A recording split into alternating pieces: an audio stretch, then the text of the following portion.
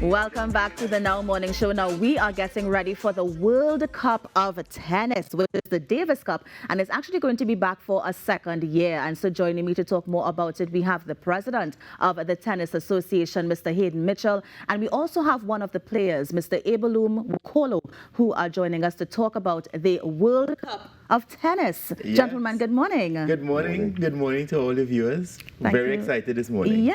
I mean, from the time I saw World Cup of Tennis, I'm like, wait, hold on. There has to be a reason for that. So tell us a bit about the Davis Cup. It's coming back for a second year. There has to be a reason for that. Yes, so the Davis Cup is the World Cup of tennis, right? It is the biggest event in the tennis world. It is the most viewed tennis event. And how Davis Cup operates is there are 4 different divisions, right? So 4 different groups. Right. Group 1, which is the world group, so that is like Spain and all these big people. And we want to, of course, advance to Group 1, right? So right now we're in Group 4. We are the host, and there are 9 countries, inclusive of Trinidad and Tobago, in Group 4. Yeah. Now, you mentioned we are the host, so tell us some of the other countries we can see coming to TNT. Yeah, sure. So right now we have Aruba, Antigua and Bermuda, right. Cuba, Guatemala, Haiti, Nicaragua, Puerto Rico, U.S. Virgin Islands, and of course Trinidad and Tobago. And last night we already have teams came in. We had Guatemala training yesterday up at the facility. We have Haiti already here in the hotel. Yes. I know we have a lot of teams coming in today. So today's a big day.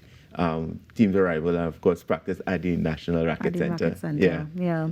Ebulum, I'm coming to you. Tell us about the TNT's preparation for the event. I mean, are the guys ready to take on these countries? No, definitely.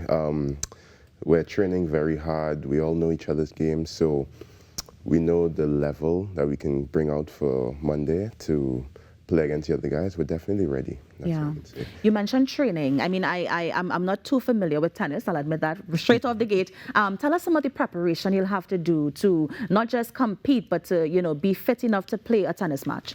Well, we're going to be doing a lot of running. Yes. But alongside that, we're playing a lot of points against each other. We're the best of the country, so we have to sharpen each other, Yeah. And alongside that, our coach, Mr. Danson Denoon, is really helping everybody with the mental aspect. So I think that's the most important thing that he's helping with right now. It's going to take us to the next level. Of course. Is this the first time representing us on such an international level? No. I've done this 2 times before, the last 2 years before. But I'm looking forward most to this experience because I really feel like I'm most ready now. Most ready now. I appreciate that. I'm coming back to you, Mr. Mitchell, in terms of when this is taking place and how we can be a part of this. Well, action kicks off Monday morning from 10 o'clock. It goes from 10 to about probably 6 in the evening. Right. And it goes right up until the 5th of August. All right. And the admission is free.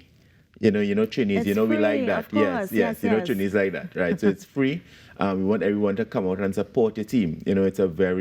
It's a mixed team. We have very young players, and we also have some slightly older, in tennis, slightly older is like 25, right? Yes. Right, so you have some slightly older players. So we're very happy about this team and the preparation, and we look forward to what they're going to do. I know that we have a holiday on the Tuesday. We're going to be seeing matches on that day as well. Matches on that day. It's free, after all the celebrations, come on up to the Racket Center. People who probably want to get away from the disappointment of cricket a little bit, low blow, Mr. Mitchell. You'll just come up to the tennis. Come up. We have a feel-good moment up in the tennis there. Low blow. I'm coming back to you, Ebulum, because I want to know how it feels as well to be representing a country. I'm seeing you in your red, and so there's a sense of pride that comes with that. But how does it feel to be representing Team TNT? It feels great. Honestly, it's an opportunity that not everyone has. So I really try to show myself out and the country out there very well.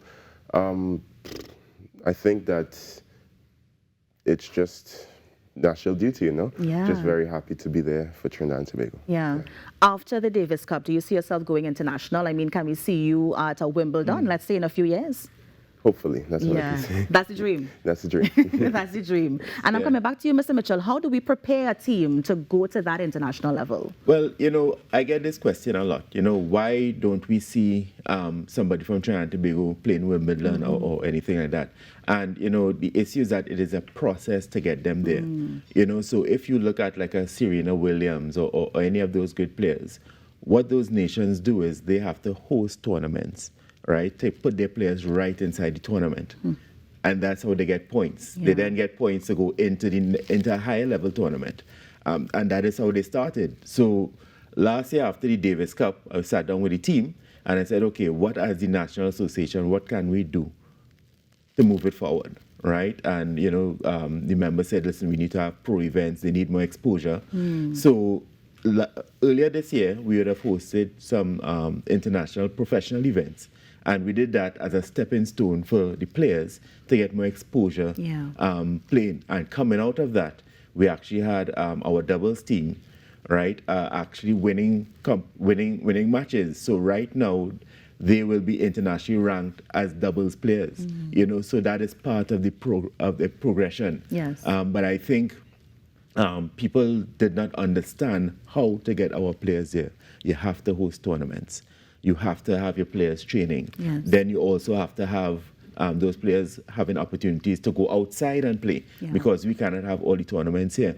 I'm also on the board of the COTEC, which is the governing body for tennis for the region. And what we have seen is that there's an explosion of tournaments now in Europe. Yes. So what that means is that if we want to get our players, our young players, the Nicolos and the Lucas Shamsis and whoever else is coming up, we have to get them there. we have to get them there as well as Yes. hosting here. So Yes. you get them here because there's no way we could host 600 tournaments, all right? But we get them here, we get them the foundation, we get them the points. Yes. And then they're now able to get into the higher level tournaments, the Grand Slams. And they keep building until they get where they need to be. They keep building. And quickly, Mr. Mitchell, one more time, where is it taking place and what time?